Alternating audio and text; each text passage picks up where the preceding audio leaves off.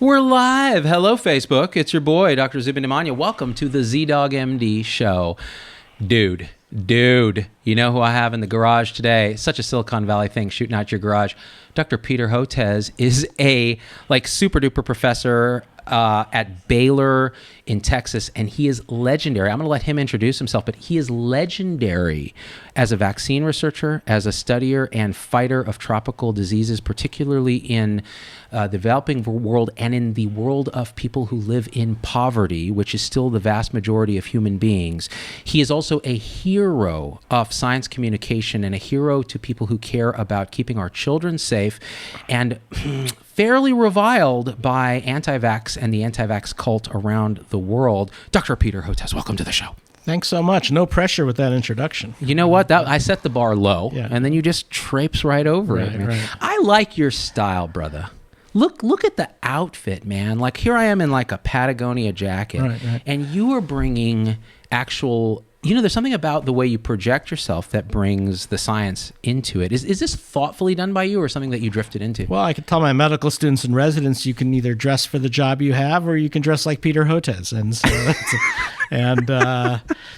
the bow tie adds about 10 to 15 IQ points. So that's why my dad wears one. Yeah, I mean, when you wear that, people think you really know. And now look at me, I'm a dean. So there you go. So what is your background and title there? Just walk me through it real quick. So, I grew up in Hartford, Connecticut, and ever since I was a kid, I wanted to study tropical diseases. I was a nerdy kid who had a fascination with microbes after reading Microbe Hunters, and I used to bring maps with me into the bathroom. That was I was obsessed with maps. And so what happens when you get microbes and maps together? You get tropical diseases. So you're literally like Jack Black's character on Jumanji. Oh, that one I don't know. But now you have homework. Go watch Jumanji, the remake. All right. But I went to Yale because they had a lab there that was working on sleeping sickness, and that's what I wanted to do. And then I did an MD and PhD at Rockefeller and Cornell because they were opening up this new science of molecular parasitology. It was the first time people were cloning genes from medically important parasites. When was this? This was the whole length of the 80s, 1980, 1987, just at the dawn of the molecular biology revolution. And so I was one of the first to clone a gene from hookworms and wanted to make a vaccine even as an MD, PhD student. So I'm living out my boyhood fantasies. I'm doing exactly what I've always wanted. I'm probably one of the most goal-directed people you'll ever meet. We used to, in medical school, we used to call people like you gunners. I don't know if they still use that, if they use that term at Baylor. It's a good term. I've never heard it, but the only difference, I think, between then and now is the public engagement advocacy piece. I always knew I'd be an MD, PhD laboratory investigator and having a lab working on vaccines for tropical diseases. It's all the other stuff that I never would have anticipated doing, never realized that I had a voice to get people to care about people living in poverty with neglected tropical diseases, building up that whole ecosystem, or defending vaccines, or getting people to care about the poor in the United States, and working with elected leaders and high-profile people. That is something that I would not have predicted, and is really something that's unfolded maybe in the last 2 decades. In the last 2 decades, because it's interesting to me how advocacy becomes a thing, because there have been people on the show that are big advocates, they're also scientists, but it's a really unusual thing. Now, people like Einstein, were big advocates, say against nuclear war or things like that, and about understanding the nature of our universe so we understand our place in it, and this kind of humanity that met the science. And I think in advocacy, where we've let down the public, is that we put our smartest people back in the lab.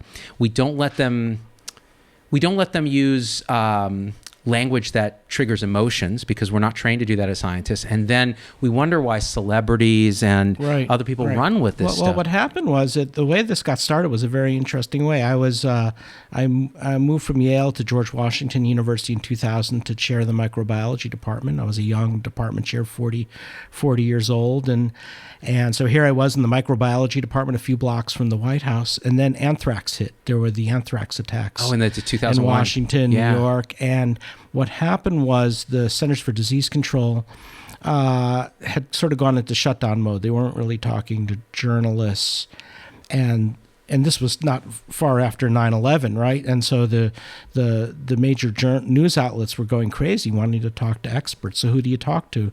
The guy who had the microbiology department next to the White House, and so the phone was ringing off the hook. Now, what did I know about anthrax, right? I mean, I knew as much about. I've never had seen a case of anthrax. I knew as much about anthrax as anybody who had infectious disease training, had to study it for a board exam or something like that. I literally had Mandel's infectious disease book open to the anthrax chapter, and Stan Plotkin's vaccine book open to the anthrax chapter.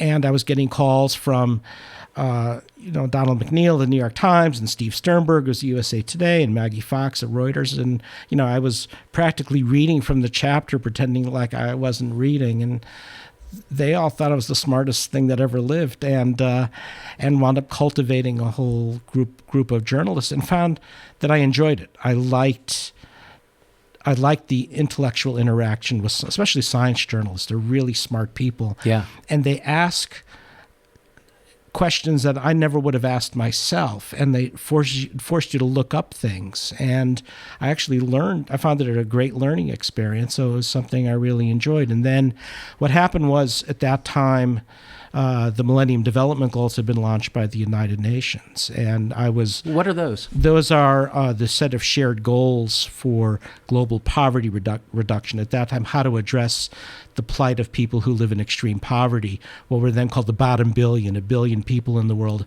that live below the World Bank poverty figure of what was then $1 a day, and how to lift those people out of poverty. And there was a goal for infectious diseases called to combat AIDS, malaria, and other diseases. And then I realized, everything I had done, studying parasitic diseases and tropical diseases, was now called other diseases. So you saw all of the excitement of Bono, getting up there talking about HIV/AIDS, and you had Angelina Jolie, and then at that time you got Angelina, you got Brad as well. So this was creating all this buzz. And I miss Brangelina. I really do. Yeah, me too. And here I was stuck, working on something called other disease. I was like, what the fuck is this? Also ran? Fuck. That's amazing. I'm not doing other diseases. So we teamed up with two colleagues, David Molyneux at the Liverpool School of Tropical Medicine, Alan Fennick at Imperial College London, and we went about doing a branding exercise, just calling it Neglected Tropical Diseases, and looking at the opportunity of targeting them with a package of medicines that we could deliver potentially for 40 cents a person per year, because the drug companies at that time were donating a lot of medicines. They still are. So it took away the cost of the medicine. So we wrote these back-to-back papers in PLOS, in the public library. Back then it was PLOS Medicine, plus NTDs wasn't created then. Okay, you write the papers, and then what? Right? As an academic, why do you write the papers? You write the papers so you can advance your academic career. So you can get grants. Yeah. And why do you write grants? So you can write more papers, so you can write more grants. But we wanted to get this out there, and I was able to bring in back all of those journalists I talked to about the anthrax attacks to get them to care about this. And before I knew it, I was taking a taxi down to the executive office building of the White House. This was the Bush administration at the time, and talking to Bush 1, Bush 2, George W. Bush, and members of Congress. And I found again that I had a voice, and which is really an important message, is that as a physician or a physician scientist, don't underestimate your power. If you're willing to take the time to step away from the grants and the papers, and now, of course, it's all the other garbage, right? The over-credentialing and the terrible EHR and everything else. If you're willing to take the time to step away from that, you can move mountains. And we were able to get within a year of those papers, we got $15 million appropriated through Congress. It may not sound like much, but that was enough to treat 30 million people. Wow. And now the World Health Organization just announced that more than 1 billion people have received this package of medicine. That's crazy. So what's really interesting is I was just inducted into the American Academy of Arts and Sciences. Nerd. Not for my science.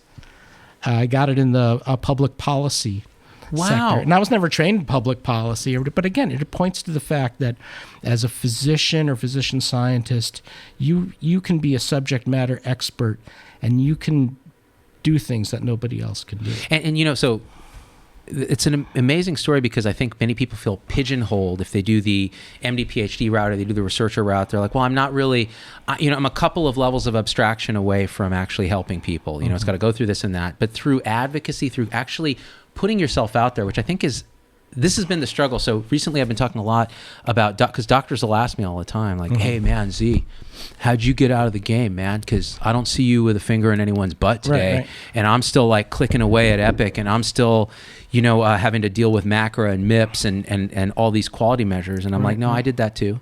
I did that and it made me so mad. I realized I wasn't able to actually prevent a single person from coming in the hospital. Oh man, you practically had me in tears. I looked at that when you put out that, I think you called it moral injury YouTube video.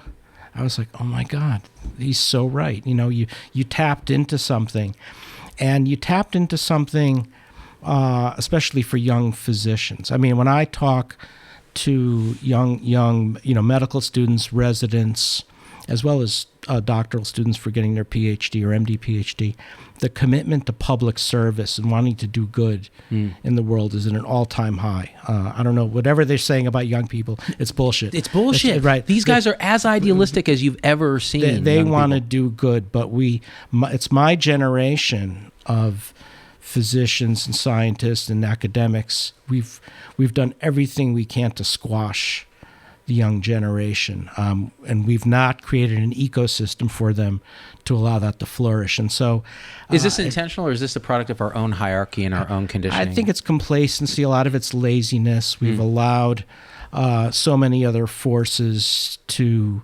gain a hold. I mean, the medical profession is over-credentialed. It's too obsessed with board certified this and that, these horrible standardized tests at USMLE. When I was a medical student, I had to take the USMLE, but you had to pass it. Yeah.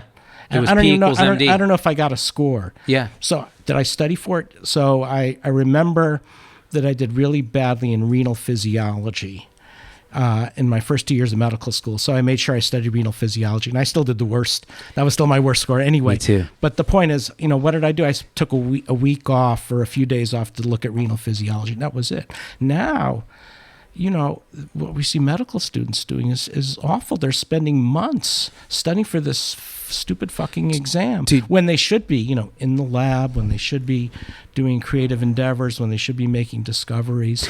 And we're burying them with tests and credentialing and all the other stuff that you talk about, like EHR. So, okay. Everything you just said brings to mind an email I just got from a third-year medical student who's about to take some step exam, and it's just like, they just computerized the scoring of it. So now a computer is going to score us, and the fail rate has gone up because the computer does something differently than the humans who are scoring it. And our entire career is on the line based on an algorithm. Instead of spending time with patients, learning about this stuff, and AMA just tweeted and it was a mistake and they took it back.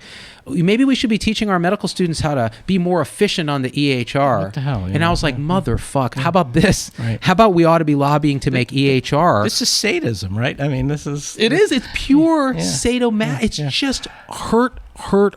And why? Because... And we're taking people, right, at their most creative years of life. When, when I was in my 20s, I was an MD PhD at Rockefeller and Cornell, and I read an article called about hookworm disease, the great infection of mankind, and found at that time we didn't have PubMed. It was pre-electronic. All you had was something called Index Medicus. I remember Index Medicus. These big tomes, and I was looking through where all the papers on hookworm molecular biology. There was nothing.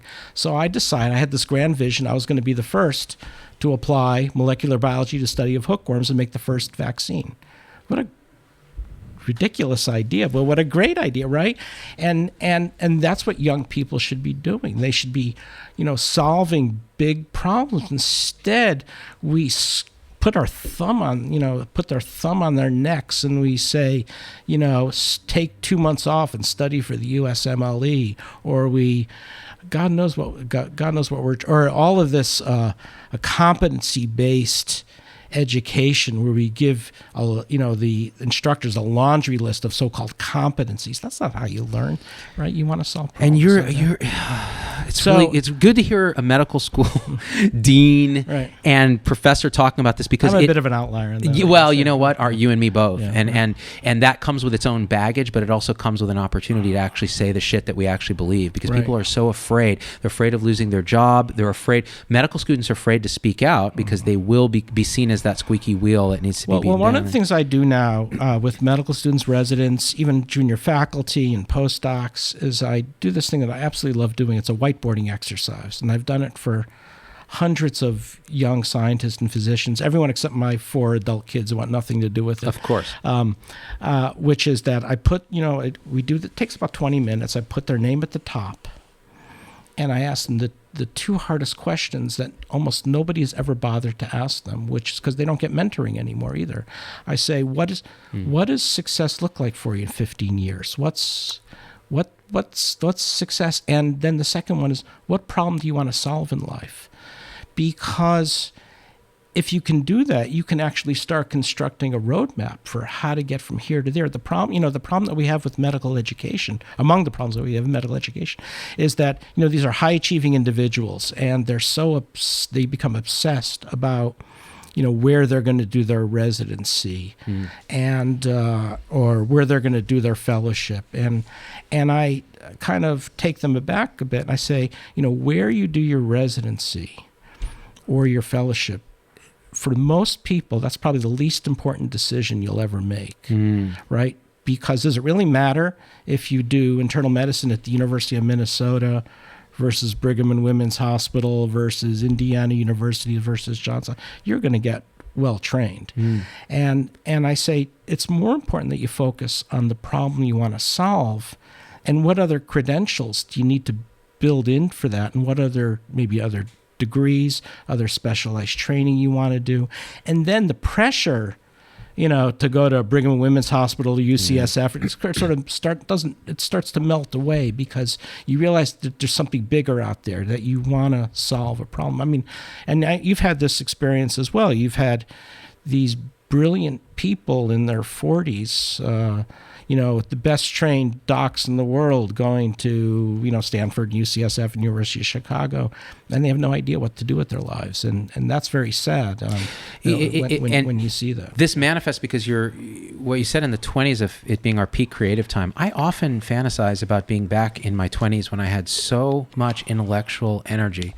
And like you said, I'm frittering it away, memorizing laundry lists of things I'm never going to use, that are 50% of which are going to be proven wrong at some point. They don't even have the courtesy to tell you which 50%, from a sage on the stage, and then taking these tests, which I happen to be really good at, Peter. So it turns out I had a mind. We all are, right? We're self-selected. That's why we're here. We're self-selected. Right? We've cherry-picked ourselves. Right. It's like the vaccine argument. You see, they became autistic after they got the vaccines. Right. Well, no, these guys were already on a path, right? And so for me to imagine myself back then doing creative work, it's a little heartbreaking, because I would have been so much better at it. And now it comes from a different place. It's a mature place that's different. So in some ways it's like, it's better. I could not have gotten here without that mill of torture. But can we spare our students having to go through that? Give them that roadmap that you said, which is so interesting, And when did you get married and have your kids? Was this during your training and stuff? Yeah.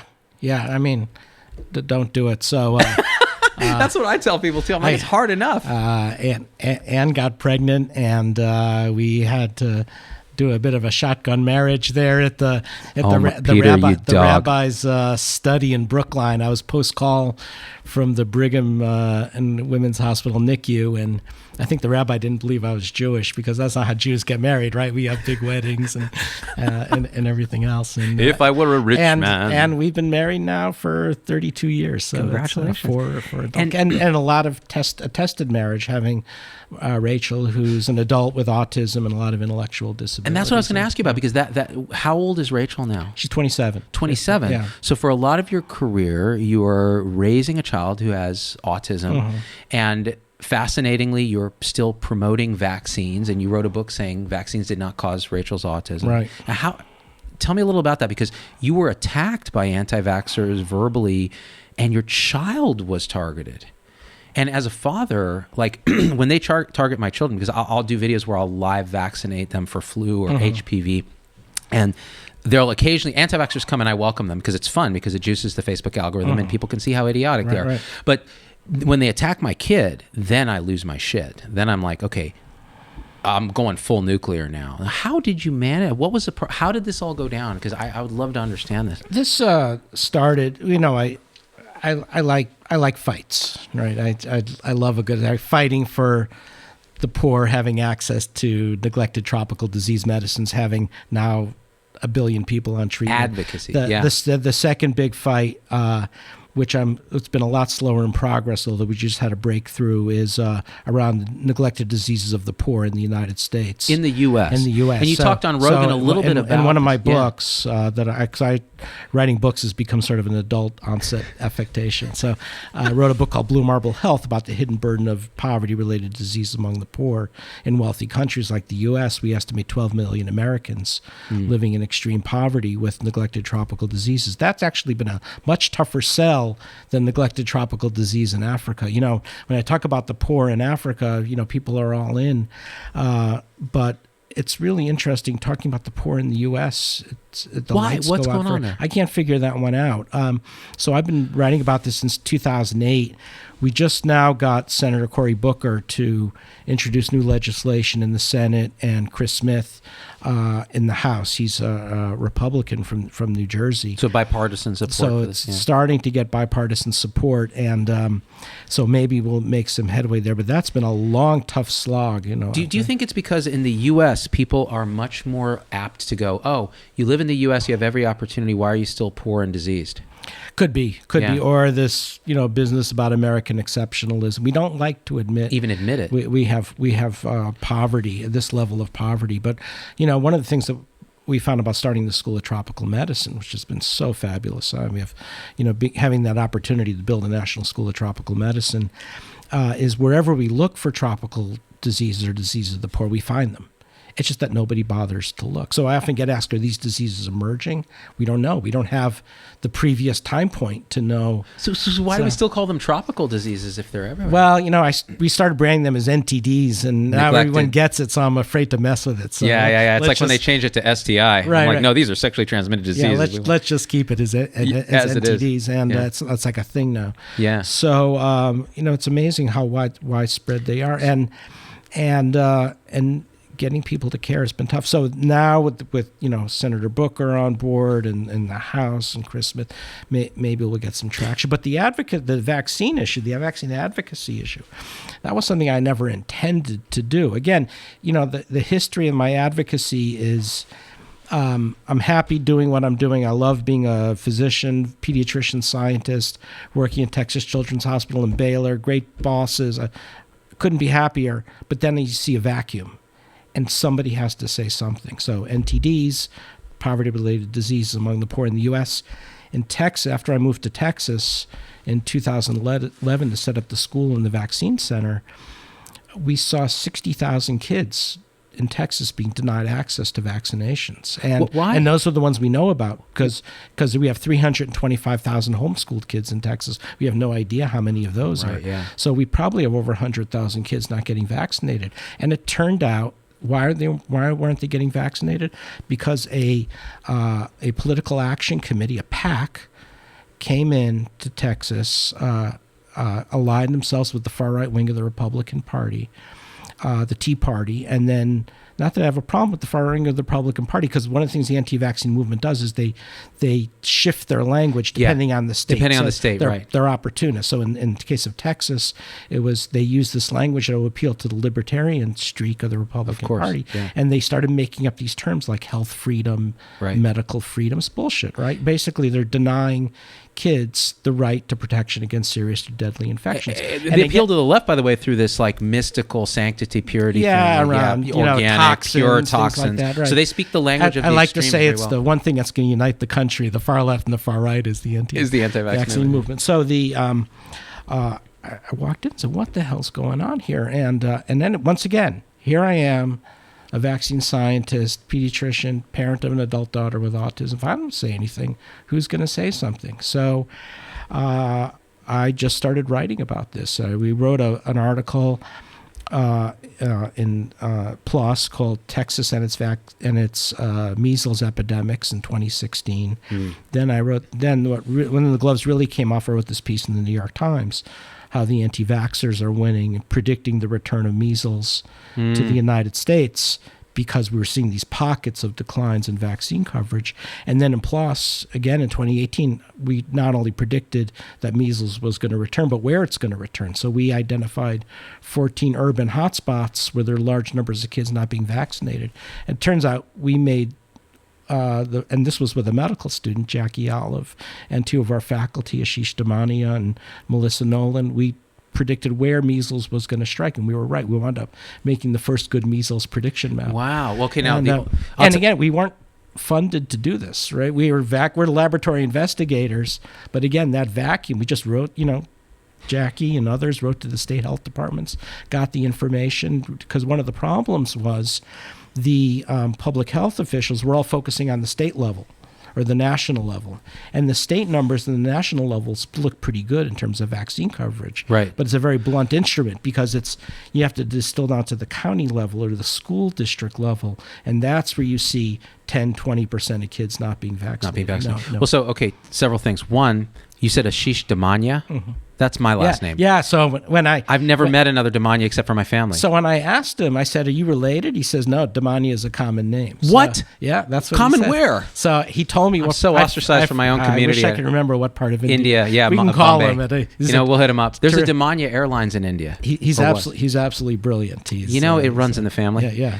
I was going to say, Peter. So getting to that point, America, in Samoa right now, obviously you've heard about this horrible outbreak. Right. I mean, how do you formulate that? Because I formulated it as there was a mistake, a medication error. 2 children died because nurses mistakenly mixed vaccines with muscle relaxant. And as a result, the government shut down the measles program to figure out what was wrong, do the analysis. In the meantime, there was a stigma then introduced. The public got very frightened about it. 30% penetration of new vaccination. Yeah, terrible. And now what? 4,000 measles cases, 60 deaths, mostly under 4 years old. And still going up. And still going up. And most of those 60 deaths are young kids. This is just tragic.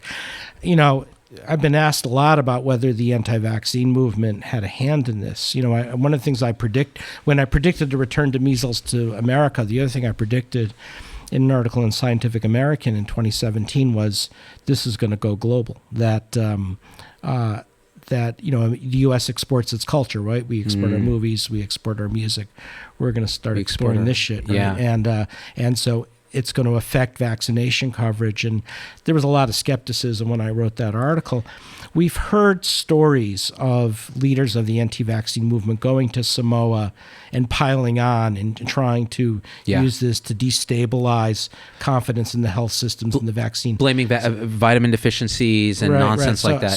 So I think, I'm reserving judgment for now, but basically I've been saying we need good investigative journalists to look into what the hell's actually going on there. How does your daughter Rachel's story relate to this? Because again, being a father of someone with autism, that, by the way, one of the dirtiest things that the anti-vaccine cult, and I distinguish this, Peter. So there's the cult, which are the professional anti-vaccine activists and manipulators, and then there's people on the fence or people who choose not to vaccinate because they've been listening to this and they're making emotional/rational choices for their children based on the data that they're getting from these people. But then you have this cult, which is unforgivable. And one of the things they do is they make autism seem like a fate worse than death.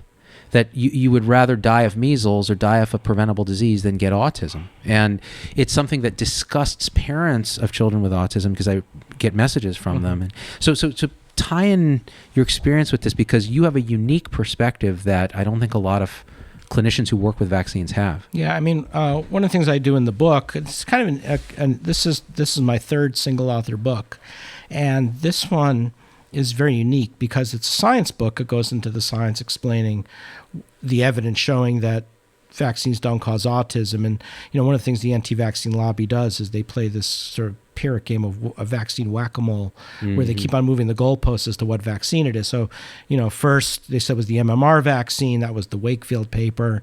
Then Bobby Kennedy came along and said, no, I didn't mean the MMR vaccine. We meant thimerosal preservative that used to be in vaccines. Then it was spacing vaccines too close together. Then it was alum vaccines. And I go through that one by one to show the evidence studies in over 1 million kids that none of those things are true, that kids who get vaccines are no more likely to get autism than kids who don't. And then similarly, kids on the autism spectrum are no more likely to have been vaccinated than kids who aren't. And then I go into the science of what autism is, because we did whole exome sequencing on Rachel and my wife and I. So full DNA sequencing of the express DNA. That's right. Yeah. And now the Broad Institute at Harvard MIT has identified at least 100 autism genes, including a quarter that involved the neuronal cytoskeleton, and all involved in early fetal brain development. So with the Baylor Genetics program, which is one of the best genetics programs in the country, one of the best genome centers, we did whole exome sequencing, and we found that it is a neuronal cytoskeleton gene. It looks like a non-red cell spectrin that's involved. And now, the technology is so amazing. Now through these networks, you can identify other individuals that also have mutations in a similar gene, and now you can build mouse models, fly models. It's just incredible. So we're at the cusp of actually figuring things out if we put our resources in the right location. The problem is, the anti-vaxxers sort of suck all the oxygen out of the room. Because anytime autism comes up, whether it's in a scientific conference or it's a state legislature or even at the congressional level, it's all in this phony baloney vaccine link. So we don't really get to what families really need, which is, Rachel's now an adult. She has, it's actually not even the autism component that impairs her. It's all the intellectual disability. She has a very low functional IQ. She can't do simple math. So, for employment, Goodwill Industries came to our rescue. She works there 2 hours a day. But, what's the long-term placement for her? I'm 61 and 60. She's going to be around another 40 years. We're not. What's going to happen after that? There's, some of the public options that we see in Texas, they're scary places. So we have no idea what to do. And those are the things we want to focus on, right? What do you do with an adult with disabilities where they can't live on their own? That's the discussion we should be having. But they just kind of suck it all out talking about vaccines. So a lot of the book tells that story about Rachel and how she's evolved over time, and putting a face to autism as well. We treat individuals on the autism spectrum like they have like leprosy in the Bible, something to be pushed out of the community or hidden away. And that's one of the things we try to do in the book is normalize all of that. Because you're right, the narrative of the anti-vaccine movement is this is fate worse than death, and we have to prevent it. But when you talk to people on the autism spectrum, they say, hey, we're not someone that needs to be weeded out of the gene pool. There's a neurodiversity here. We're okay. Yeah, we're okay. Exactly. And I have a lot of autistic folks message me and say, hey, I really love your videos about vaccines because I just think it's disgusting the way that the anti-vaccine people treat But this. now what's happened also is, the anti-vaccine movement is now even, maybe because of some of my writings, they're even pivoting away from autism a little bit. Yeah, they're starting to see that. So now it's, teenage suicide and depression. What's the mechanism of that one? Autoimmune disease, SIDS. Right. And so you're always knocking things down and trying to Let me ask you a question, though. Do you ever, as a scientist, sit there and go, so what would happen if they did show that there's a subset of people that really predictably respond negatively to vaccines and we just haven't identified it? And maybe some of these parents who are now sort of radicalized because of experiences they've had with their children were actually right. How would you process that as a scientist and as an advocate? Yeah, if you're really a scientist, you have to incorporate the science. And, Heaven forbid. And as we know, science is often not a clean story, right? Especially in biology, there aren't too many black and white things that happen in biology. God created the shade of gray for a reason, and that's the way we're living in a simulation anyway. But so far, we have the evidence showing there's no link with autism and vaccines, and also the lack of plausibility, because we know now all of the genes involved in early fetal. It's not to say there's no environmental influences. Right. Phil Landrigan, who ran this environmental health center at Mount Sinai for years. I think he's left there now. I think he's at Boston College. Published a paper a decade ago showing that heavy exposures in early pregnancy to certain chemicals or medicines can create an autism phenotype. Like, for instance, Depakote, for instance, which is valproic acid, an antipsychotic,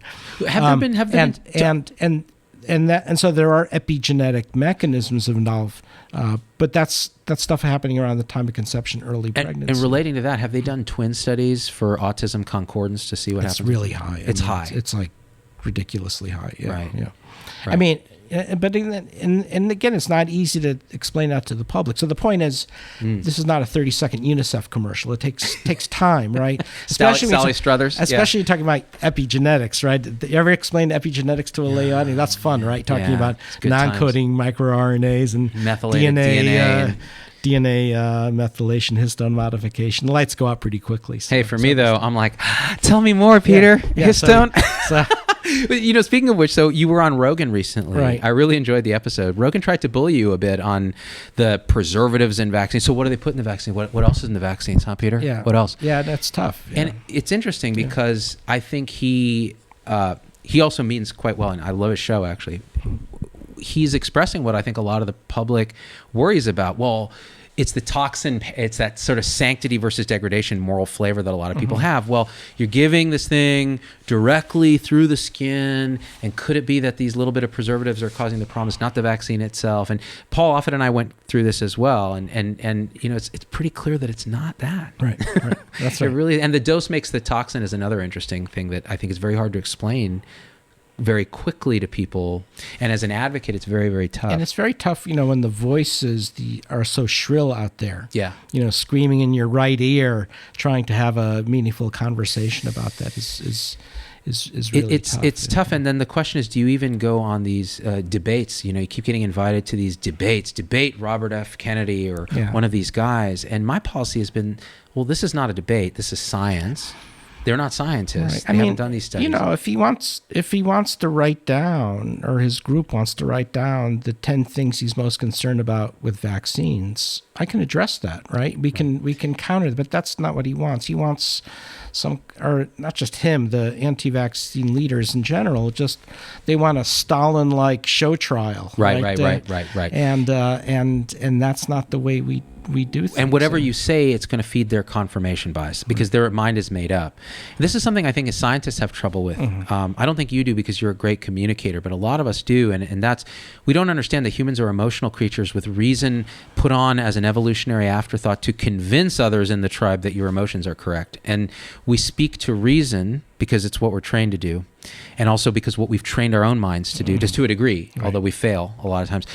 And so we don't motivate people's hopes, dreams, and fears. They're innate. Even the idea that needle fear, which is under-recognized, folks like Amy Baxter, she's a pediatrician, have kind of looked at this. And, you give a kid a lot of vaccinations at a concrete operational age of 4 to 6, and they remember nothing but the trauma of it. They don't remember that it's there to keep them safe. And then years later, when you give them the HPV vaccine, they're syncopi, they're vasovagaling. Right. And the question is there something we can do in terms of even how we're administering these things, how we're thinking about the emotional impact of talking about vaccines? Or how we talk about it, and that's one of the things I had to do in the book is go out of my comfort zone in order to make the point. So one of the hardest things for me to do is write in simple declarative sentences. I have the same Vaccines did not cause Rachel's autism, but that's not really how we speak, right? No. I mean, if you looked at that old Institute of Medicine report, I think it was 2012, 2013, something like the preponderance of evidence to date cannot identify any clear links between vaccines and autism. And, a layperson's like, what the fuck does that mean? Yeah. Does that mean that they're hiding something? Right. Why are they being so cagey? But that's the way, as scientists, we understand that, and physicians, but the public doesn't. So, being able to speak in those simple sentences. So the thing that I was most worried about the book was not I knew the anti-vaxxers were going to hate it, and sure enough, they piled on. I mean, I think after I went on Joe Rogan in retribution, there was a call out, and they flooded my poor book on the Amazon site with 1-star reviews. So I was like 100 one day I had 100 1-star reviews. I love it. And so if you look at, I have an overall of 3, and they're either all 5s or all 1s, with really poignant reviews like crap or bullshit. Shill, Shill. But I knew that was going to happen, and I steeled myself to that. But the thing I was most worried about was how would my scientific colleagues respond the way I'm writing the book, and so fortunately the reaction's been great and very, very supportive. But this is one of the problems that, as an academics defending vaccines, standing up for vaccines, it's, as Martin Luther King once said, and not that I'm comparing myself with Martin Luther King, it says it's not the words of your enemies, it's the silence of your friends. That's the tough part. So I was, and we don't really hear from our federal agencies or our public health leaders like we should. So it leaves people like Paul and myself sort of hung out to dry a bit defending vaccines, and that's one of the toughest. I think this is something worth really emphasizing, because I've felt this as well. I have very little, because my whole platform is much of saying what I think as much as I can. Mm-hmm. And actually, I used to censor myself a lot more, even in just over the last year. I've made this conscious decision that life is short. Mm-hmm. I'm here to do something good, and the only way to do that is to speak what I think is truth and modulate it when I think I'm wrong, right? So what I found is the most difficult criticism comes from the in-group, and the most difficult silence comes from the in-group. Mm-hmm. So you can say something that really people are on board with and they want to communicate to the public, but people are scared to say it themselves because they will get 1,000 negative Yelp reviews or Health Grades reviews, and it will affect them. People will call their hospital and say, I'd like this woman or man to be removed from the faculty because they don't listen to mothers about vaccine injury and this kind of thing, and they're frightened. And it leaves it feeling very... Mike, these guys have all written to my bosses demanding my termination, and so I'm really grateful for the fact that my leadership at Baylor College of Medicine and Texas Children's Hospital has really stood behind me.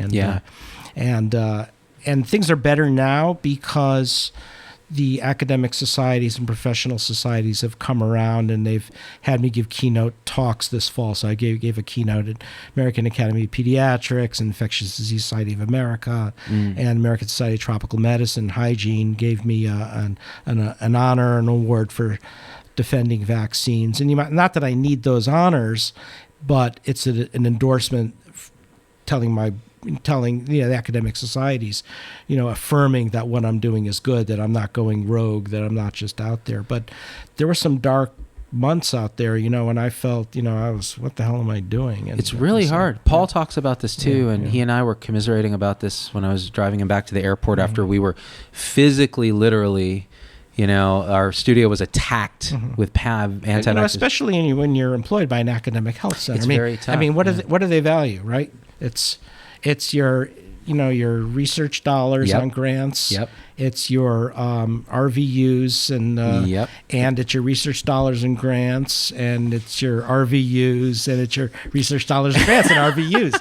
I was like, is he having a stroke? No, he's telling truth. So, and you talk about, followers on Twitter or, even being interviewed in newspapers and things like that. Yeah, it's nice, but we don't have metrics for that. They don't have metrics, it's easier for me because I'm very senior and more established, and I'm a full professor. But for young people trying to get tenure, or trying to advance through the system, the idea that you would be out there in the public domain speaking about health. Remember when I was getting my medical degree and PhD, and it's still that generation, you were told you don't engage the public, right? Don't or you talk don't to talk the to press. journalists. Right. That's self-promotion, or that's grandstanding. And this is part of the reason why anti-vaccine movements flourish, because there's a vacuum here. This is exactly right. So they teach us. They literally teach you, don't go out and try to get press. Don't talk.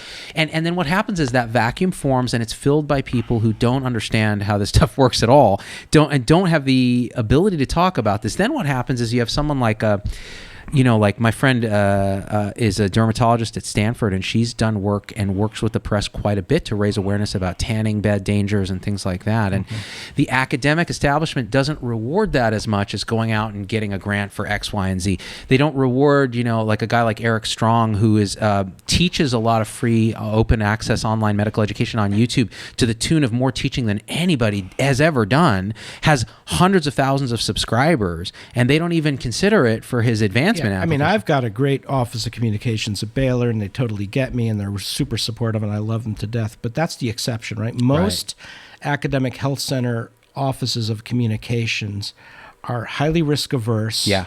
Remember, they're protecting the organization. They're not protecting you. Yeah. And the last thing they want are their docs out there on controversial subjects. Absolutely. So that's part of the culture that we need to change. We definitely need to shift it. I think, especially as the world is changing, and people need advocates out there. They call them influencers, which is such a horrible word. Yeah. Well, what it really is we need educators. We need teachers. We need the American public to identify with scientists and physicians again. And I don't have a lot of evidence to support that, but there's a few things that are out there. I talk a lot about Research America. They're a policy group based in Washington, and they did this study to find that 90% of Americans cannot name a living scientist. And of those who could, it was Bill Nye the Science Guy and Neil deGrasse Tyson. Great guys. Nothing wrong with those guys, but they're not scientists, real scientists, right, who are doing major revisions of papers and cursing because they got their grant triaged, sent back unreviewed, or lab meetings, that are confusing. And then the Pew Foundation, Pew Charitable, I think it was one of the Pews, did a study, found only 10% of scientists ever blog about their science or on social media. So it's a long way of saying the American public has zero idea of what a scientist does on a daily basis, and probably a physician does on a daily basis. And I say that's our fault. That's totally our fault. Because we've not put ourselves out there, and we need to. And after I talk to you, I'll get emails from young people, and they're going to say, Dr. Hotez, we're all in. Yeah. Peter, we're all in. How do we do it? Yeah. And then the problem is the ecosystem doesn't exist. And so we have to recreate the ecosystem. We have to create a mechanism by which this is considered important again, and build it in to training. We need to actually build public engagement into medical and residency training, science communication into medicine and residency training. We need to build it into PhD programs, postdoctoral programs. I'm with you 1,000%. And no question, if you built it, people would run to, and not everybody, but I think a majority of people would really engage. Like that opportunity. These are creative, thoughtful, engaging people, and we put a muzzle on them. Right. Not only that, but I think even worse, we commit the crime of beating the creativity out of them. Right, and this is why you're so brilliant at what you've done. You've tapped into that in a big way. And I had to survive, because I reached a point in my career where it was all those things that you talk about, right? Whether it's EHR or productivity or the loss of collegiality, the electronic silos that went up, the loss of the physician's lounge, the loss of mentorship with house staff, because with work hour restrictions now, it was all these, it was very disjointed, and then there were less of them, and it was no room to breathe. I mean, you can't. You're just staring. You're just trying to get through the charting. I mean, I can't tell you how many times when I've had to see a physician or how things have changed. I mean, on more than one visit, the physician's at the keyboard, that brings the keyboard and goes like this and looks up at you, looks down.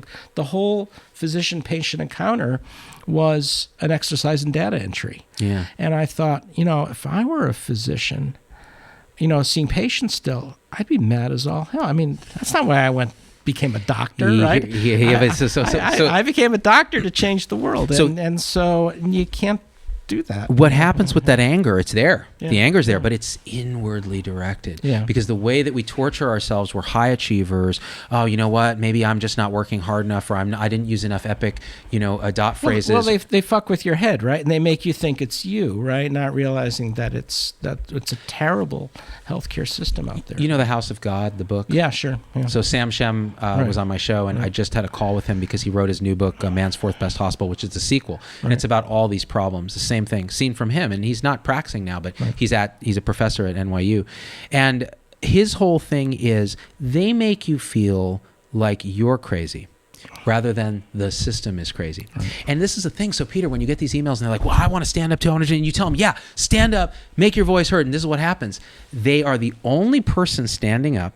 The big hierarchical organism smashes them down and makes them feel like the problem, the disruptor, the disruptive physician or whoever, the nurse, and they're ostracized and they're lost. And then they're made to feel like the one who failed.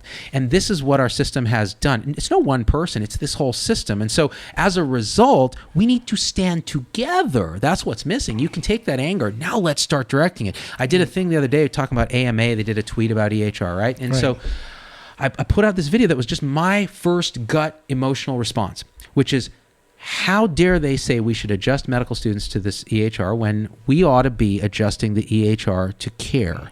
And how dare our organization that's supposed to represent us, that profits from CPT codes and billing, make this statement? And you know what they had to do? They took down the tweet. They apologized because all these doctors on Twitter stood up. They realized this was tone deaf as hell. Tone deaf as hell. But they did fix it. They fixed it. And that's to their credit. Now, so the thing is, why can't we do that across the system? Right. And the AMA has reached out to me a couple of times. They did a few interviews, which were great. So I think, me too. I think they want to change, but again, they're struggling figuring out how to do it as well.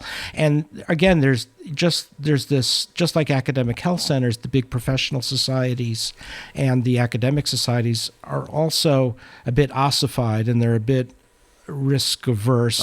And you know how those work. The leadership changes every year as a new president. Right. So I don't know if you know the story of Spartacus, where of Sparta, where one of the downfalls of the society was they elected a new leader every year. So the new leader, every time a leader came, he's going to have to be careful because the following year he's not going to be the leader anymore. So it built in a certain risk aversion to that makes a lot of sense. And that's what happens. And you see it. And I'll say this. I mean, the good thing I think that's happened in medicine that I have to say is we're seeing more women leaders now than we ever have. In this term, I mean, it's making it better. The dean of Duke, the dean of Yale, really important institutions. That's good. I think there's been more of a commitment to the LGBT community. Then there's, it's far from perfect, but it's better. Underrepresented minorities better. So, give credit where credit's due. I think there has been a genuine effort at diversity and the recognition that it can't be a bunch of people looking like me in charge all the time. So a nice Jewish boy. Yeah. So So I'm going to change gears a little because I was interested in this thing. 12 million Americans living in poverty and having neglected tropical diseases. What are these diseases that these Americans have? So we're seeing in our faculty have found transmission of Chagas disease. And that's important because it's a major cause of heart disease not being recognized. So people go in to get referred to the cardiologist, and the cardiologist never heard of Chagas disease before, and then what's all the other interesting thing we talk about Chagas disease. People immediately want to say it's coming across our southern border. We got to build the wall higher, and some of our faculty and faculty at Texas A&M has shown how 10% of the dogs are infected in Texas, and I point out that the dogs are not slipping in across the border from El Salvador and Mexico. We have transmission here, and that's been a hard message to get across. Hey, man, my dogs are. All right. Hookworm transmission in Alabama. Rogelio Mejia in our faculty has found that. How is Chagas transmitted again? Through the bite of a kissing bug. That's right. Triadenine kissing bug. That's right.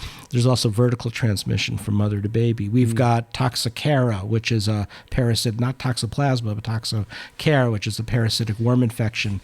10-15% seroprevalence among African Americans living in poverty, and now it's been linked to developmental delay. So I wrote my first and only paper in JAMA Psychiatry, asking, could this partly be responsible for differences in testing between socioeconomically disadvantaged groups, and I think that's still unknown. Interesting idea. But the point is, these diseases are not rare; they're incredibly common. but they're among the poor. We have 18.5 million Americans that live. This was done by the UN Special Rapporteur on Poverty, who came to put that global lens on the U.S.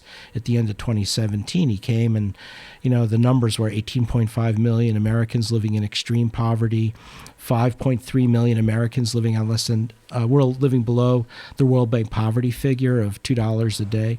So we have extreme poverty, and it's not unique to the U.S. It's other wealthy countries as well, and that's been really hard to get across the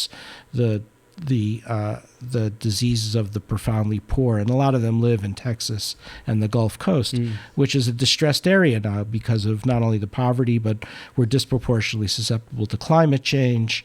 We have to deal with all the human migrations, and it's a fascinating part of the country. What's been going on with Zika down there and in general? Yeah, Zika's really interesting. It came on the scene in a big way in 2016 and ripped through Puerto Rico and the Caribbean islands, and we had all of these cases of congenital birth defects, including neurologic defects and microcephaly, and it even took hold in South Florida and South Texas, and the worry was this was going to be a regular thing. One of the unknowns is, why did it disappear so quickly? Right. That's still a bit of a mystery. The numbers that are out there, and what's commonly said was there were so many people infected, there was sufficient herd immunity to block additional transmission. The actual reported numbers, of course, don't spell that out, but some modelers have come up with numbers in the tens of millions or even more. But I think it's still, but on the other hand, we still have chikungunya transmission, and that came into the Western Hemisphere about the same time. So I think we don't really know why Zika disappeared, and we don't know if and when it's going to come back. And are we anywhere close to a vaccine for Zika? Technically, making a vaccine for Zika is not going to be that hard. The problem with the dengue vaccine is you've got 4 serotypes, and you've got this immune enhancement phenomena. So if you get infected with one, you can be more susceptible when you get a second one. So you have to get equal immunity to all 4 serotypes. You don't have that problem with Zika. The problem with Zika is, without any transmission going on, how are you going to test it? Yeah. And you could use non-human primates and animal rules and things like that. But, I think there's a lot of good prototype candidates out there. But the other problem we have now is the anti-vaccine movement has, they've focused on certain vaccines like MMR and flu. But the other thing they're doing is they're drawing a line in the sand on introduction of new vaccines. So HPV has been a disaster. Right? Yeah. And the continent of Australia right now, they've announced they're going to eliminate cervical cancer by the year 2028 through expanded use of the HPV vaccine. Here, we're doing everything we can to stop teenagers from getting vaccinated, right? The phony documents, the assertions that it causes teenage suicide and depression. Right. So we're condemning a generation of women to cervical cancer over bullshit, over nothing. And I think that's going to be a new twist in the anti-vaccine movement. Any new vaccine that comes online, they're going to draw a line in the sand, and they're going to do everything they can to discredit because it's a relatively easy victory. They won that Pyrrhic victory, or winning that Pyrrhic victory on the HPV vaccine. Yeah. So do you think, like, say, for example, Ebola, where are we with that in a vaccine? Do you think you're going to see anti-vaccine if say, Ebola comes back, say, to Texas? Yeah, it probably won't. By the way, that's an extraordinary story. Yeah. Also, it's one of the people are not paying attention to this, but the World Health Organization, Gavi, the vaccine manufacturer, which was Merck, and BARDA, the Biomedical Advanced Research Development Authority, and the vaccinators themselves on the ground have vaccinated 200,000 people in eastern part of Democratic Republic of Congo under some of the most horrific circumstances of war and conflict. And if it wasn't for that, I actually think we would have been looking at a situation that would have been far worse than what we saw in 2014 in West Africa. So that would have destabilized the whole African continent. So this, someone is going to tell that story one day about, and it's going to be one of the great public health triumphs, being able to develop that vaccine and vaccinate under those horrific circumstances. Nobody's talking about that. Yeah. Yeah. And again, it gets to this idea that these people, it's like Doctors Without Borders. You don't hear a lot about what they're doing and things like that. And these guys are really heroic. And it's the same with the researchers who are making these vaccines and testing them and going out to these dangerous areas. Can I ask you another weird question? This is a weird one. And this comes from my internal medicine hospitalist background. I don't know how this is pronounced because I've only read it. Morgellons syndrome. Is that how you say it? And explain, because some do. I mean, so, if you Google the word parasitic worms, yes, you're going to get my name. Chances are. That's adorable, Peter. So I'm sure your Jewish mom is very proud of you. You want to hear a funny story? So, I remember it was 15 years ago, I got some award and something, for my work on hookworm infection. And so, like only a Jewish mother could say, still with the hookworms? I said, Ma. I'm stamping out disease, Ma. Still with the hookworms? So, oh, my gosh. So what were we going to say? Oh, my God. So you Google parasitic worms, and chances are my name's going to come up. And so I'm a magnet for all the people who think they have worms in their skin or worms in their brain or worms crawling out them. And, you get these very impassioned, they're when one's coming because they're massively long emails. They're individuals who want to tell you everything about their lives. I get them too. Paragraph after paragraph. And it's usually, you're the last doctor that can help me. That's another, everyone else has signal. Failed, right? And, as far as we know, they're not infected with worms. There is a term used called delusional parasitosis. And it's very tough because if you, how you actually message that to them, saying that it's some psychiatric condition that needs to be addressed. And so what they do is they tend to go doctor shopping. Right. And they go to all these every infectious disease clinic at an academic health center has had to deal with these patients. Nobody really knows what to do. If you can get them in referrals to good psychiatrists, I know there's some meds out there that they've used with some success. So, but this is the struggles. I have had some patients like this, and getting the psychiatric help is tough because the delusional component of it is so strong that the denial is as deep as you can imagine. Hence the multi-paragraph messages and so on. To the point where there's a fully family usually. The family is convinced that this. Oftentimes they'll have a spouse that totally buys in a fully ado, right? Exactly. It's a great term, and I know it's very tough. Yeah, and my heart goes out to those patients and their families because they're suffering. They're suffering a lot. They pick at themselves. Right. And but we need to kind of work with, I think, the psychotherapy community to figure that out. But delusional disorders are some of the toughest, and they're the hardest patients too. Right. Now, on that vein, chronic Lyme disease, is that something that's in your purview of?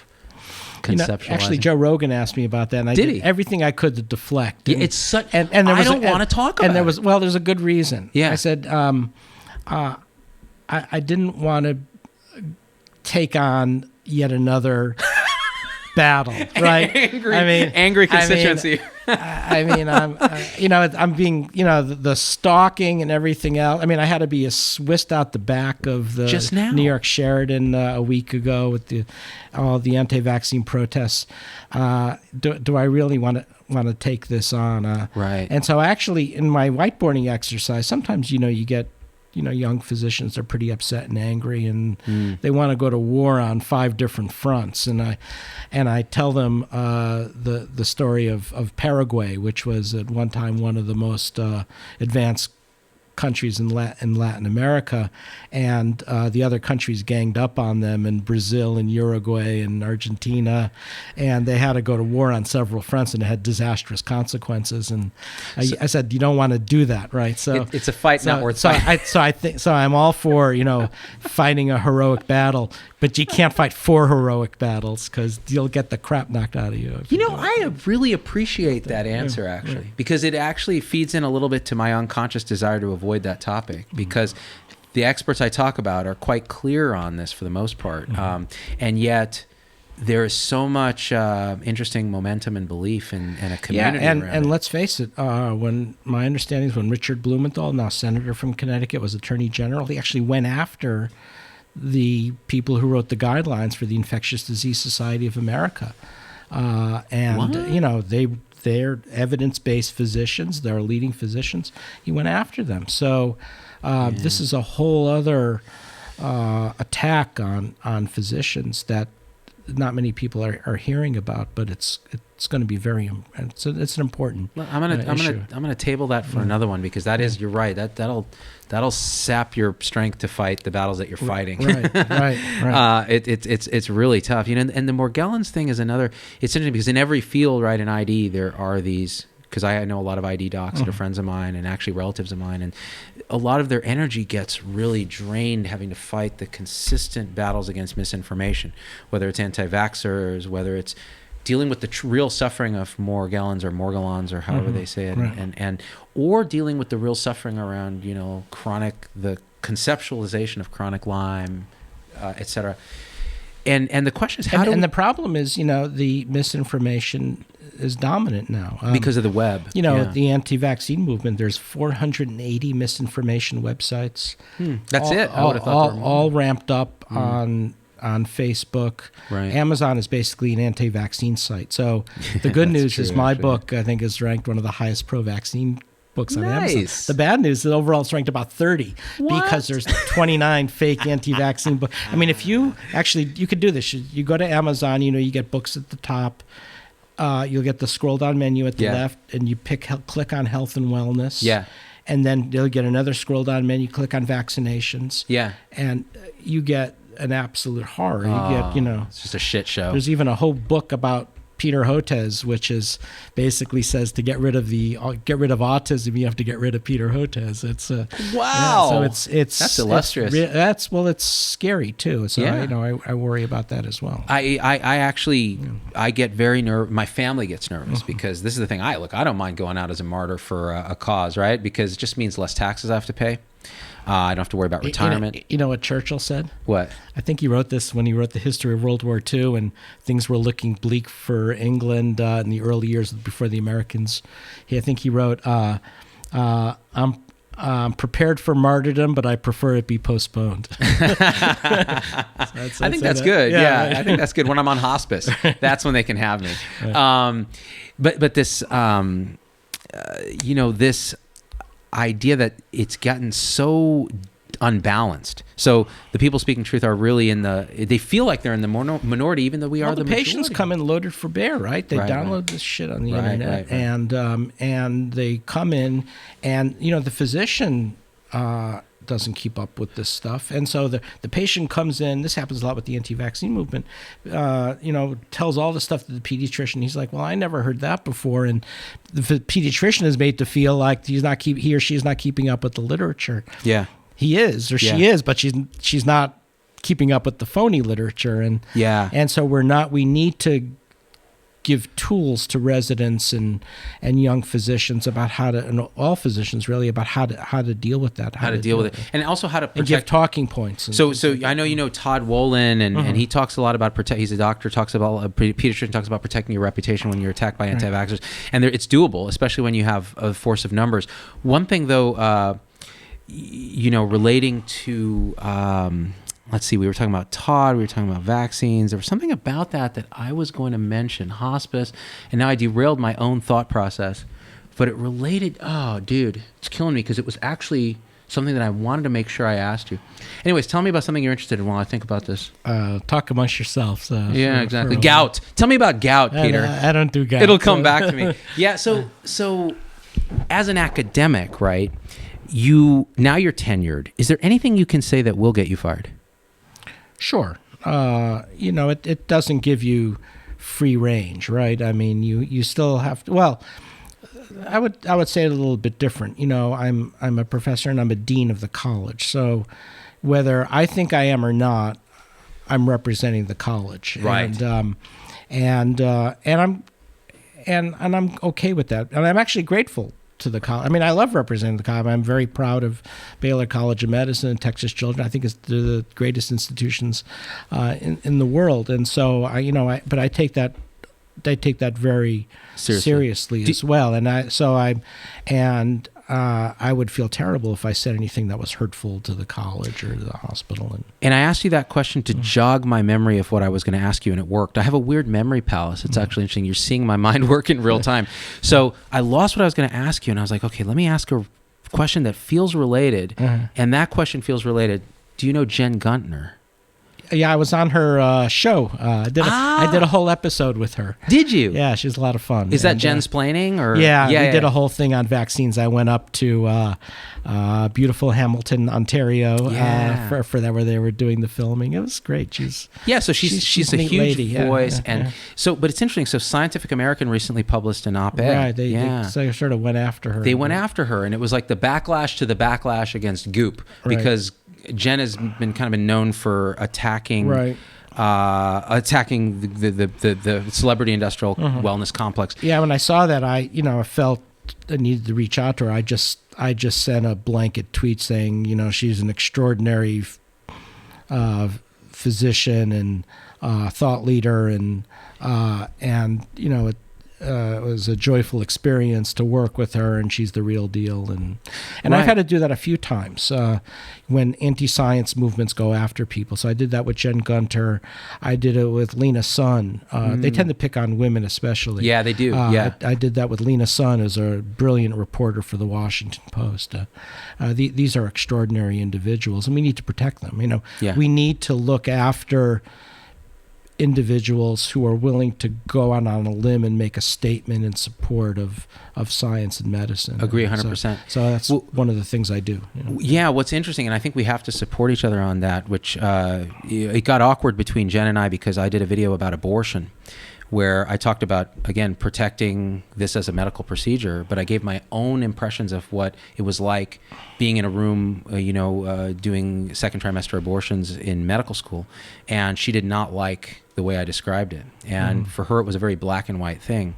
When I read the Siam there's certain issues, they're just third rail after third rail. Which is why I touch them repeatedly, Peter. I'm like, are you not supposed to, ow, I'm going to touch this, ow. Yeah, talking about abortion is really tough. It's almost as bad as chronic Lyme disease. Oh my God. You know what? Chronic Lyme disease is worse. Yeah. I don't think I would touch that. That's like the fourth rail. Right. So I read that article and I was like, wow, they're attacking. This would never happen to a man. If Jen were male, they would not be attacking her this way. The second thing, though, is that there was an interesting point in that article, which is when doctors say, we are the experts, I am the expert, they are saying something. They're saying, I've studied all my life. I'm very proficient in this. Unlike Dunning-Kruger effect, where I know a little and overestimate what I know, I'm actually in a part where I'm like, no, I've been through the valley of despair where I know what I don't know. And now I kind of know what I know and don't know. And I'm telling you this as an expert. Right. And they were attacking that use of expertise as diminishing the lived experience of patients. And what was interesting is, I'm vaguely ambivalent about this because experience, in other words, the conscious experience of our patients, whether it's a mind-body connection or whatever it is that explains placebo effect, whatever it is an important and neglected thing. But telling doctors you can't say you're an expert and give your expertise as such is insane. So we have to find that balance where we come off as the human beings we are that happen to be really knowledgeable in the stuff that we're talking about. We don't know everything, and that's our problem too, is we'll say, you know what, it's pretty unlikely that X, Y, and Z causes autism. Right. Because we're scientists, we're not going to say it's 100%. Well, both of us, over time, whether we realize it or not, have become public figures, and there's a learning curve it's on steep. How to do it, and it continues. And when I, every day now and then, I'll really mess up, and I'll get your biggest screw-up? I'll get a call from the Baylor Office of Communications to say I don't think that was such, and my first was, oh man, you're so right, I wish I hadn't done that. And are you able to admit? Do you ever apologize publicly for anything? Yeah, all the time. Yeah, all the time. Yeah. Yeah, it's funny. I used to apologize. How else can you be married for 32 years? Oh, my God. I said publicly. I guess you got to do that publicly. I'm sorry. No, it's I was wrong, you were right, and I'm very sorry. I'm very sorry. Yeah. What I find when I make mistakes, and I do it often, is I go back and I do another video about the mistake. And what's interesting is, because it's the internet, nowadays you can't apologize because apologies are pounced on Twitter. Yeah. Right. So when AMA apologized and retracted that tweet, I actually wrote back and said, this is a good example of how a collective voice can influence our organizations. Right. But other people were like, oh, now look, of course they're trying to do damage control. And of course, so how can you ever make a valid change to your mind if you're going to be vilified for doing it? Right. So I think we need to change that culture. We need to be able to say, you know what, maybe the way I talked about this or that procedure wasn't scientific enough and I screwed up. So here's what I think it is. Yeah. Or sometimes, I'll do a tweet and then a day later I said, oh my God, I can't believe I did that. And, I do that. Yeah. That's, how emotional are you when you tweet? I try to de-emotionalize it, because people respond to that pretty quickly. And so my problem. The other thing I do when I'm tweeting is we have this wonderful head of Baylor Communications named Lori Williams, and she's like my guru. Yeah. And right after I do the tweet, I say, how will Lori look at this? and so it has to pass the Lori Williams test. And that's interesting. She's pretty forgiving. So. You know what's weird? So I'm in this strange situation where I'm accountable to just myself. Mm-hmm. So in other words, if I say something crazy, what's going to happen? Well, you have an employer, right? So who's my employer? Yeah. I don't have one. Oh, you don't? You no, don't? Okay. I'm my employer. Right. So this is the thing. This is new, right? When I was running my clinic was my employer, and I couldn't say things that could adversely affect, and I wouldn't want to. And then after that, I always felt like, well, I'm still in this circle of this and that. Now it's me. And the truth is, I see patients for free voluntarily as volunteer faculty. So if they want to fire me, I don't think they would. Right. So then the question is, you're beholden to your own conscience and what you think is right and your movement. Right. And so that's how I think about my tweets. So sometimes I will put out a very emotional tweet. I'm angry about something, and I'll hit send, and immediately I'll look at it and go, that tweet would have gotten me fired. And then I think, is it still something that I want to say? Do I believe this? And I realize it is. Right now, this is exactly what I want, and I think it will have this effect. And it often does, and then it creates the backlash. And then what I do is I do a video or a nuanced response that incorporates the nuance around it. That's brilliant. Yeah. But it's hard, dude, and it takes a toll on you. Like I sit up at night. And it takes time, too. That's the other thing. Yeah. That's the other thing. Right. Yeah. So I have to say, I respect you so much for being able to walk that line, still be an advocate, still say the shits and the fucks on my show, right, and still represent your organization with the utter class and professionalism. Thank you. It's really a beautiful thing. Yeah. It's hard to do, and I think that's why I'm often reluctant to have doctors on my show, because they are not themselves on the show. Yeah, it's very tough. And it's tough, and it's indicative of a larger problem. Why can't we be a little more authentic? Because I think people would trust us more if we showed them who we are and why we care about this stuff. And Paul Offit did a great job of that too. He was quite vulnerable on the show and very authentic. And I think there's some that it's ingrained in us to put on a mask. Right. No, it's a very interesting time we're living in right now, where we're all coming to terms with these new forms of communication. Yeah. And the technology is racing way ahead of anything we've been trained to do. So it's all kind of seat of the pants and just hoping you're getting it right. I would argue even it's beyond what we've been wired evolutionarily to do. Right. We've weaponized socialization in a way that we can commit acts of aggression without recourse. It's quite interesting. And the way I always turn it around is I say to myself, am I doing this to advance the mission, advance the cause?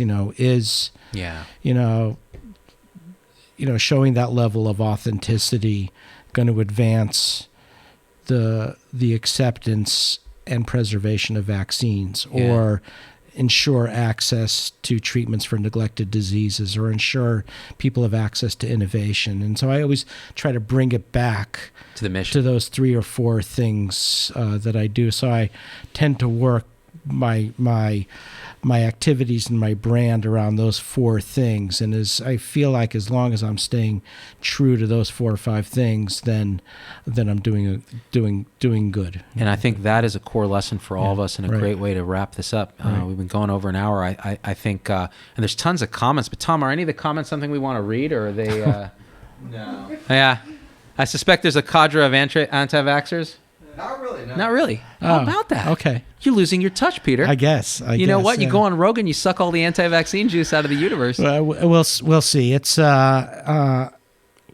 we need physicians and scientists out there talking to the public, because we're losing, and I think that's the message. And it's now affecting public health.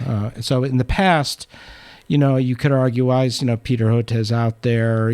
This is all a bunch of crazy people, et cetera, et cetera. It's measles has come back to America. A generation of teenagers is not getting Being access protected against to cancer prevention. Nobody's getting their flu vaccine. We have 60 deaths in Samoa right now. France is a disaster. Italy's a disaster. Greece is a disaster. And it's largely or partly our fault that we're not standing up to these anti-science forces. So I'm going to read 2 comments. Risa Dubois says, in parting here, this guy's the real deal. He did a shotgun wedding. He's the first top hit when you Google tapeworms, and he apologizes to his wife. That's the triumvirate. There you go. Pretty much nailed it. That's a victory. And Jesse Scott, who says, who's a supporter of the show, so is Risa, says, tell me there are Team Hotez shirts. I think we have a merch idea now. Right. You and me, kid. We're going to be rich. Then we'll call your Jewish mom and we'll say, Mom, we're rich. Right. I don't know why I'm talking like a 1930s gangster. I'm still waiting for the bobblehead. So. That's a perfect fit. Right. Guys, I really want to thank you guys for being a part of the show. It was such a thrill. Peter, thank you for making the trek out here. Thank you for having me. It's always I've just been enthralled by what you're doing, and so excited, and thank you for your courage and speaking out on these important issues, because we're throwing a generation of young physicians away, and we're squashing them, and this is having outlets like this, I think, are going to be so important. Yeah. Fight the power. This guy's a dean, and a researcher, guys. Listen to him, all right? Don't listen to me. I don't know anything. I'm wearing a Patagonia jacket in my garage in the Bay Area. That's the kind of tool that you're dealing with. If you like this kind of content, do me a favor. You can support the show by sharing the video, by following us, by leaving a review if you're listening on iTunes or one of these platforms. And if you want to go deeper, become a supporter on Facebook or YouTube. It's like $5 a month or whatever level you want to support us at. And it really helps pay mostly for Tom's cocaine habit, which is, really off the chart. It's not cheap. It's not. It's really not. He doesn't do cocaine anymore. Guys, thank you. And we out. Peace. They moved the button, Z-Dog. They moved the button, I know.